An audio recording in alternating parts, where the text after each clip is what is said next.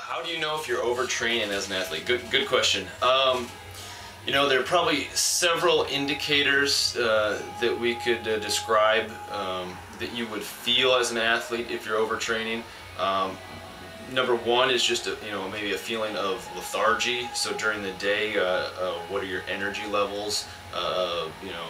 Based on what is normal for you. If after a block of training, a period of training, all of a sudden you're becoming tired during the day, more than usual, that would be a symptom of overtraining.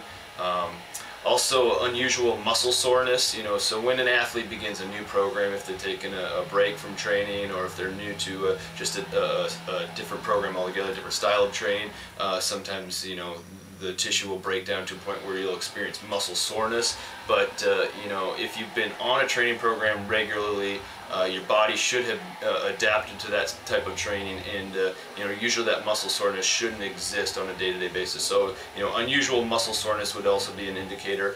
But really, just paying attention to your body and how it feels. That's the best approach as an athlete. Your body will tell you if you're pushing it to a point where it's not recovering, not regenerating. And then in addition to how you feel, performance indicators. So testing a 20-yard dash, a 40-yard dash, your pro agility times, your vertical jump. If those numbers are dropping, that would be unusual. That might be a symptom of overtraining, that you're doing too much. Numbers in the weight room, if your lifts aren't going up, or if they're going down, that may be an indicator that you're doing a little bit too much. But I think the most important point to remember as an athlete, that there are all sorts of methods of restoration and recovery that you need to utilize to avoid overtraining.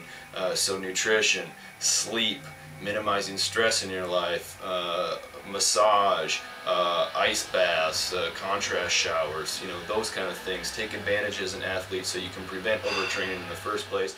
And one last point I would mention is that it's quite amazing at what the body can tolerate in terms of training stress, in terms of how much total volume, how much total tonnage, how much load the body can handle, and still recover and still regenerate.